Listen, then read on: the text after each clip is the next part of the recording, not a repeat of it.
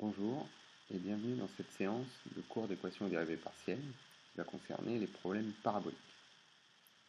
Pour cette première vidéo, je vais parler des motivations, présenter un peu le contexte de ces équations et je détaillerai aussi quelques exemples. Dans votre futur métier d'ingénieur, vous serez amené à créer différents produits. Produits qui viennent de la simulation d'un système complexe, essentiellement, le problème que vous voulez modéliser. Il y a plusieurs étapes importantes. La première est créer un modèle à partir du système complexe, le mettre en œuvre de façon à pouvoir l'intégrer dans un logiciel ou pouvoir utiliser l'ordinateur, faire des simulations numériques qui vont permettre d'optimiser et de changer certains paramètres du modèle. Tout ceci pour amener à une conception, une fabrication finale après validation des simulations numériques. Ce sont les grandes étapes, mais bien sûr, ces étapes-là sont mélangées entre elles. Il y a les parties de modélisation qui font des allers-retours entre les propriétés du système complexe et ses données. Les simulations numériques vont permettre de valider les données, vérifier que le modèle numérique est en concordance avec ce qu'on attend, avec des problèmes physiques. Le modèle mathématique, lui, doit être étudié. On doit proposer une approximation, un schéma numérique bien fonctionner pour ce modèle. On fait forcément des allers-retours entre la discrétisation et la convergence du modèle approché vers le vrai problème continu. Ici, dans cette séance, on va surtout s'intéresser aux premières parties. Donc la partie de fabrication ne nous intéresse pas du point de vue mathématique. Et donc on va faire un peu un aller-retour entre les systèmes complexes et la simulation et voir pourquoi le modèle est au centre de ces allers-retours. De la même manière, je ne parlerai pas des données. Donc on ne va pas faire d'aller-retour entre le système complexe et la simulation. On va plus parler du modèle mathématique, l'analyse numérique de ce modèle mathématique, l'analyse des modèles approchés, l'analyse du problème avec une analyse qualitative, et essayer de voir si l'équation mathématique peut représenter des propriétés du modèle, et bien sûr des propriétés de convergence et de discrétisation de ce modèle et de ce problème. Pour revenir un peu sur le contexte, qu'est-ce qu'une équation parabolique? On a vu au cours 3, dans la classification et les résolutions des EDP, qu'on pouvait classifier les équations. Ici, je présente une équation très générale, qui va être une équation de réaction, advection, diffusion instationnaire. Vous pouvez voir θ comme la variable qui change, typiquement la chaleur d'un objet. On va avoir un domaine en espace, D, une vitesse d'advection du fluide. Il faut imaginer que la chaleur se propage dans un fluide, ça peut être un fleuve, une source, n'importe quel fluide qui se déplace dans l'air, et une source de chaleur externe. On peut potentiellement dépendre de la chaleur. Si vous avez par exemple un thermostat qui vérifie la chaleur dans une pièce pour pouvoir chauffer la pièce, on peut imaginer que le second membre F dépend aussi de l'inconnu. Ce type d'équation, donc très générique, représente beaucoup de modèles. Il est constitué de plusieurs parties. Une première partie concerne une équation de réaction.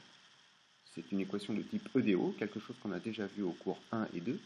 Donc on a l'évolution en temps d'une variable temporelle, θ, qui est donnée par une réaction, un second membre, une fonction qui dépend potentiellement du temps, et de θ. On sait résoudre ces équations à partir du moment où f est Lipschitz avec le théorème de Cauchy-Lipschitz. C'est un problème de Cauchy si on a une donnée initiale, en temps t égale 0, et on sait simuler ces équations-là avec un schéma de l'air. On sait caractériser la convergence des schémas de l'air. On a des réactions de diffusion stationnaire. Donc si je conserve que la partie avec le Laplacien, la partie moins nul Laplacien de θ égale f de x, vous avez une équation de type elliptique, qui est une équation de diffusion.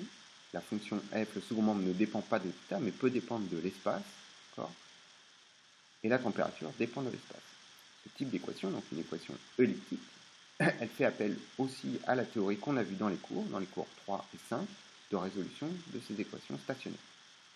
On a aussi des méthodes numériques, donc les volumes finis, les éléments finis et les différences finies. On n'a pas trop parlé des volumes finis dans ce cours-là, mais vous verrez qu'il y a une autre méthode numérique qui permet de simuler ces équations-là.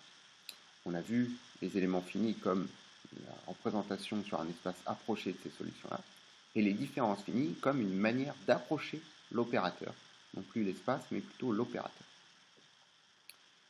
On peut ajouter à cette équation elliptique un terme d'advection, qui va former donc une équation d'advection diffusion stationnaire. Vous avez donc le transport de la chaleur, θ, par le fluide U. C'est encore une équation de type elliptique, hein. Le premier terme d'advection ne change pas le type de dp. Les mêmes outils numériques peuvent être utilisés, les éléments finis, les volumes finis, les différences finies. Si on mélange toutes ces étapes, on va avoir une équation de réaction à cause de la partie f de θ, d'accord, dans le second membre, une partie d'advection avec le diff de θu et une partie de diffusion avec le Laplacien de θ. C'est instationnaire parce que la solution, cette fois, dépend du temps, contrairement aux équations elliptiques précédentes. Donc c'est formé essentiellement de deux grosses parties, une partie elliptique et une partie EDE. Ce type d'équations, ce sont des équations de type parabolique.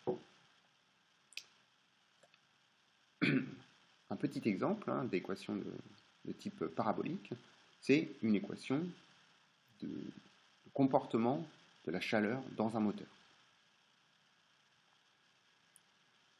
Donc vous avez une modélisation du problème, d'accord. Vous pouvez utiliser que le moteur est constitué de plusieurs parties, d'accord. Il y a toute une partie de modélisation du domaine spatial, de l'évolution en temps, et vous avez un fluide qui passe, qui est brûlé, d'accord, de l'essence qui est brûlée avec de l'oxygène, et en sortie vous avez une flamme. Ce type d'équation, le comportement de la solution est donné par un problème parabolique, donc il faut savoir résoudre pour pouvoir le simuler efficacement, pour pouvoir construire un moteur.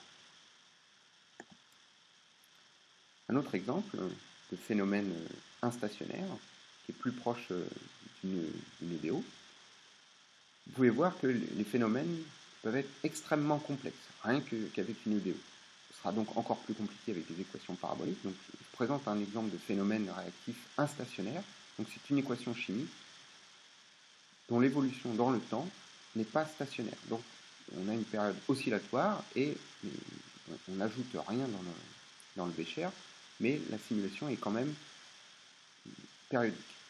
Donc, ce sont des systèmes qui peuvent être extrêmement compliqués. Ici, vous avez 11 réactifs dans cette équation, qui est donc posée dans R11.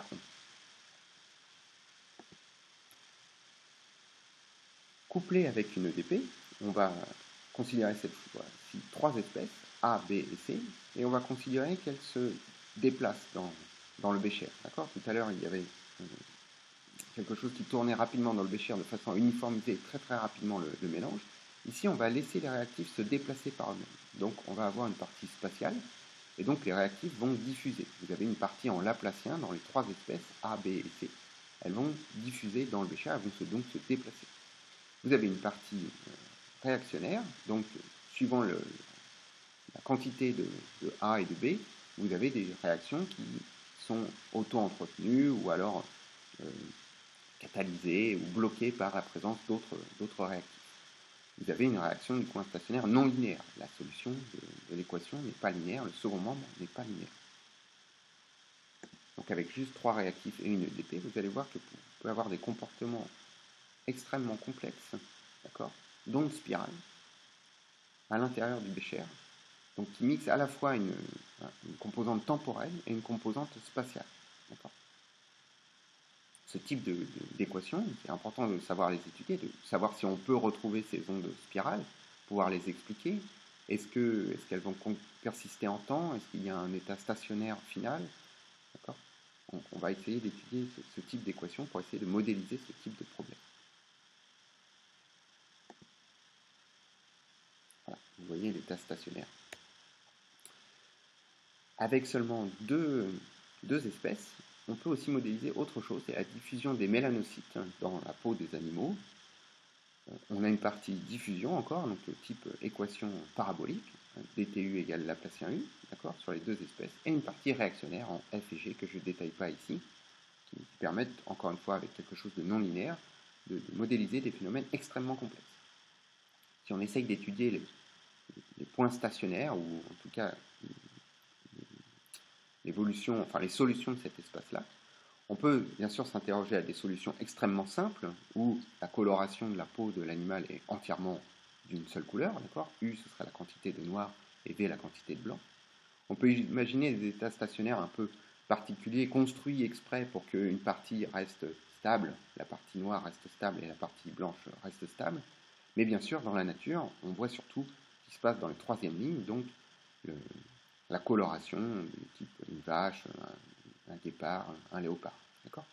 Ce qui pourrait être intéressant, c'est de se rendre compte que les images d'en bas, ce sont des phénomènes ce sont des solutions de, de l'équation de Turing, là, sur les instabilités de Turing. On pourrait se demander si, bon, très bien, est-ce que les premiers états stationnaires existent dans la nature ? Il se trouve que les premiers états stationnaires existent dans la nature. Vous avez un exemple ici d'une chèvre suisse qui possède une robe de deux couleurs, noir devant et blanc derrière. Bien sûr, vous avez des robes plus classiques qui sont donc tachetées, mouchetées. Vous pouvez imaginer aussi des robes de zèbres ou d'autres animaux à taches.